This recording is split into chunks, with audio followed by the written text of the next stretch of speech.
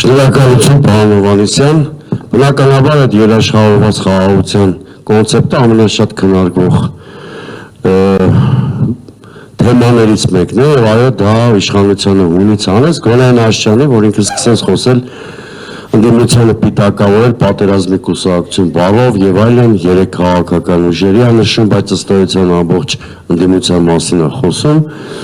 ինչու դա իրեն հանեց ունից, շատ պարզ, այն ապրանքներից մեկն է խաղաղությունը, որ ինքը վաճառում է ժողովրդի վրա եւ փորձում է այդ ձևով լեգիտիմացնել իր վերարտադրության ցանկությունը։ Բնականաբար այդ ապրանքը երբ որ կասկածի տակ են դնում կամ առաջարկում են մի հատ բան, հասարակության համոզում է, որ Նիկոլ Փաշինյանը ասած խաղաղությունը մեր կա, ինքը դրանից ունի մեջ է, ունից դուրս է գալի եւ փորձում է անցնել հասարակությանը ուղղակիորեն ահաբեկելու մարտավարությանը։ Դա ես 10 տարիներ հիշում եմ, օրինակ հակառակորդ համաշխարհային պատմությունն էլ է այդպես։ Թշնամական երկրի ղեկավարն է քո հասարակությանը վախեցնում, որպեսզի ստիպի գնալ զիջումների։ Մենք դեռ հակառակ երկրի ղեկավարը վախեցնում է սեփական ժողովրդին։ Շատ պարզ, որովհետև ես այդ մի հատ բանավեճ եմ մասնակցել, ճիշտ ասած, նույն թեման էր, հենց երաշխավորված խաղաղությունը ասում ես, իրանք հունից դուրս են գալի, սկսում են պիտակավորել պատերազմի կուսակցություն եւ այլն, որովհետև հատկապես իրենք շատ վատ են զգում, որ ասպես իմ զորայական կետից չեմ սկսում։ Իրանց էպիկրիզն է ստալի, հասկանում ես, այդ հայրը մեջ իրան է տեսնում։ Ինքը այդ պատերազմի կուսակցության սահմանումը որտեղ է Նիկոլ Փաշինյանը ուղիղ տվել է 2018-20 թվականների Նիկոլ Փաշինյանի էպիկրիզը։ Ինքը իր մասին ավելի լավ հնարավոր չի իրան նկարագրել, զորական կետից բանակցությունները սկսել, երկրի միջազգային պարտավորությունները խախտել եւ այլն եւ այլն։ Եվ նաեւ դպարզ է հասարակության ահաբեկման նողված, բայց այստեղ մի շատ վտանգավոր էլեմենտ էլ կա։ Սա արդեն ազգային անվտանգության սպառնալիք է։ Որովհետև եթե ասում ես ոչ թե խաղաղության խնդիրը Ալիևն է, այլ մեր ընդդիմությունը, դու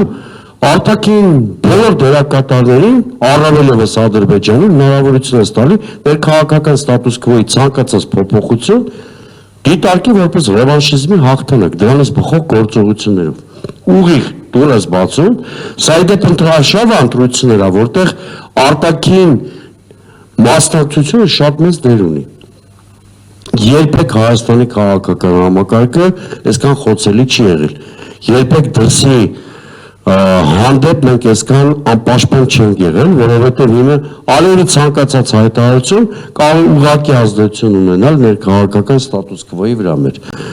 Օրինակ ազդեցության ձևերը չքննարկենք։ Իսկապես սրանք ջրբաժանային ընտրություններ են, այլանդակություն, թե բարոյականություն ու բանականություն, խրամատներ, թե հանրային համերաշխություն, հասարակությանը ստորացված պայմանական ասենք ғազի կարգավիճակում դնել, ճիշտ այնպիսին, ինչպես ասենք Նիկոլ Փաշինյանն Ալիևի հետ հարաբերություններում, թե ակտիվ հասարակություն։ Սրանք հենց պատահական խաչմերուկներ չեն, որովհետև հունիսի 7-ից հետո իհարկե կյանքը շարունակվելու է, բայց շատ կարևոր է հունիսի 7-ն անիմաստով Տիկին Սարյանյանի հետ համաձայն եմ, դա process-ի սկիզբ կարող է լինի, ոչ թե process-ի հանրագումար, որտեղ հունիսի 7-ը ինքը նայած ինձ սցենարով կգնա զարգացումների։ Գլխավոր ինտրիգը ընտրությունների ապատիկ հասարակություն, թե ակտիվ հասարակություն հարցն է, այսինքն ինչքան մարդ կգնա ընտրություններին։ Սա այս ընտրական գործընթացի ամենագլխավոր խնդիրն է։ Առայժմ Տիկին Սարյանյանի հետ համաձայն եմ, որ իշխանությանը առայժմ հաջողվել է այդ ապատիկ հասարակության մոդելը պահել, որտեղ եթե համակիրներ չունես, ինչ պիտի անես։ Պետք է այլանդակություններով հասարակությանը բարոյազրկես, դիմադրության պոտենցիալը կոտրես, իրանք գցես ապակցիայի ամուսության մեջ, որպեսզի ասենք ցածր մասնակցության պարագայում քո վարչական ռեսուրսով բանով կարողանաս բան անես, չէ, ասենք վերարտադրության հիմք ստեղծես։ Պարոն Հովհաննիսյանը դիտարկում է, որ այս իշխանությունը սպառված է եւ ծրագիր չի առաջարկում, 100%։ Իրենք բարոյական, սոցիալական, քաղաքական առումով ամբողջովին սպառված են։ Ավելի ստույգ պատկերավոր եթե ներկայացնենք, արտաքին խաղացողների ձեռքին գրիչ են, որի միջոցով ինչ-որ բանի, ինչ-որ ցիկլ պետք է ամբողջացվի, որից հետո իրանք նույնիսկ արտաքին խաղացողների համար են դառնալու անպիտան։ Մի քանի հնարավոր զարգացումների սցենարներ կան։ Իդեալականը այն է, որ ընդդիմությանը ի վերջո հաջողվի այն տունը մնացած ընտրողներին ակտիվացնել, 55-60% մասնակցություն ապահովել ընտրություններում և հասնել հենց հունիսի 7-ին իշխանափոխության։ Դա ամենաիդեալական սցենարը կլինի, որովհետև եթե ակտիվ հասարակությունը գա ընտրությունների, հունիսի 7-ին Նիկոլ Փաշինյանին ոչինչ չի կարող փրկել։ Ակտիվ հասարակությունը միշտ էլ հետընտրական զարգացումների էլ է նաև պատրաստ։ Այդպիսի դիմադրության այս տիպի իշխանությունը անզոր է դիմադրել։ Կա երկրորդ սցենար, երբ որ իշխանությունը գնում է այս այլանդակությունների աշխարհագրությունը ծավալը ավելի մեծացնելու ճանապարհով, Սերգեյ Սերգեյևն ասաց, որևէ բանից չեն խորշում, ամեն ինչ անում են վերարտադրության համար։ Արդյոք սա բերել է Հայաստանի ստաբիլություն։ Միանշանակ պատասխանը ոչ։ Որովհետև հունիսի 7-ին ամեն գնով վերարտադրվելը նշանակում է տուրբուլենտության մակարդակի բարձրացում նաև մեր հասարակական հարաբերություններում, էլ չասեմ արտաքին աշխարհի մասին։ Սա բերել է մի հատ վիճակի, որ Նիկոլ Փաշինյանի իշխանությունը ամբողջ երկիրը վերածելու է հրաբուխի։ Դրանից հետո երկրում ցանկացած ֆորս-մաժորային զարգացում հնարավոր է։ Ես չեմ ուզում հիմա պատմական զուգահեռներ տանեմ, բայց Հայաստանում 90-ականների վերջին եղել են վիճահարույց ընտրություններ, որոնք խոշ մեծացրին իշխանության ճգնաժամը, ի վերջո բերեցին ֆորս-մաժորային հանգուցալուծման։ Հիմա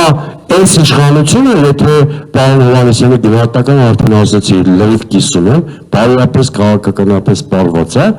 եթե այդ սպառված իշխանությունը գնում է վաբանկ և ամեն գնով վերարտադրվում է,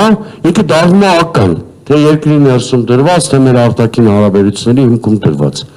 Այդ դեպքում տարի-տարուկես է տևելու այդ իշխանության պոտենցիալը, բայց այդ տարի-տարուկեսը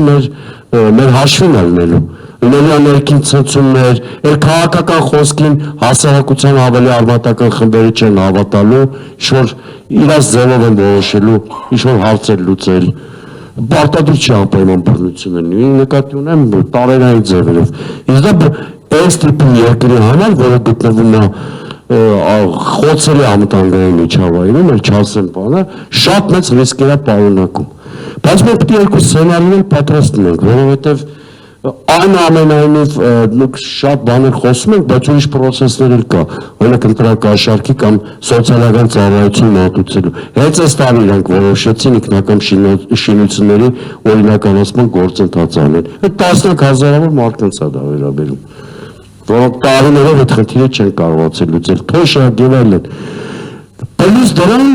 Նիկոլ Փաշինյանը իսկապես ամեն ինչ մտածված է անում։ Երեկվա սատրանքի, բա այդքան հակաեկեղեցական կամպանիա անես, ու մտածես, որ հավատացյալները քեզ կարող ջերմ ընդունեն եկեղեցում, բնականաբար ինքը այդքան միամիտ չի։ Կամ արցախցի երիտասարդ կնոջը թիրախավորել է։ Չէ, ինքը շատ լավ գիտի, որ իրենց քարոզության հետևանքով հասարակության մեջ շերտի մոտ, այդ շերտը հիմա չեմ կարող չափելի ասեմ քանի տոկոս է, բայց շատ փոքր էլ չի, հակաղաղաբարներ տրամադրություններ կա։ Ինքը այդ շերտին գեներացրեց, հետո նա հատակ ներողություն խնդրեց, բայց մինչև հիմա այդ շերտը աշխատում է։ Ու շատ ագրեսիվ ձևով։ Կամ ելեք, որ ինքը գնաց եկեղեցի, իսկապես ինքը լավ կանխատեսել էր, որ նոր բարիկադա առաջանալու, բոլոր այդ նոր բարիկադի մասն է խոսելու և բացի այդ իր սովորության համաձայն ինքը փորձում է ճշտել հասարակության դիմադրողականության կամ ընդդիմության, դիմադրողականության պոտենցիալը ինչքան է։ Ոսկե ես այլանդակություն արեցի ակտիվ փողոց ստանալու եմ, թե մի քիչ առաջ կարամ գնամ։ Չէ, հիմա դե գիտեք, այն ամենայնիվ կաթիլի ինչ-որ ժամանակ է լսում։ Ես ինքը սպառված է, հիմա գլխավոր հարցը մեկ է ժողովրդին էլ պիտի բացատրենք։ Իր հեռացման ճանապարհներին է վերաբերում, կա հարաբերականորեն արժանապատիվ հեռացման ճանապարհ, դա հունիսի 7-ն է։ Երբ որ ընտրությունները չի կեղծվում, ինքը պարտվում է, այդտեղ կարող նույնիսկ երաշխիքների ինչ-որ համակարգ գործի։ Եվ կա մի հատ ճանապարհ, որ Այս բարոյապես, քաղաքականապես, արժեքային առումով դեգրադացված եւ սպառված իշխանությունը ամեն գնով հունիսի 7-ին վերարտադրվում է։ Դա չի բերելու իշխանության կայունության։ Իրական փլուզում իշխանության հենց այդ վաղտ ենք տեսնելու։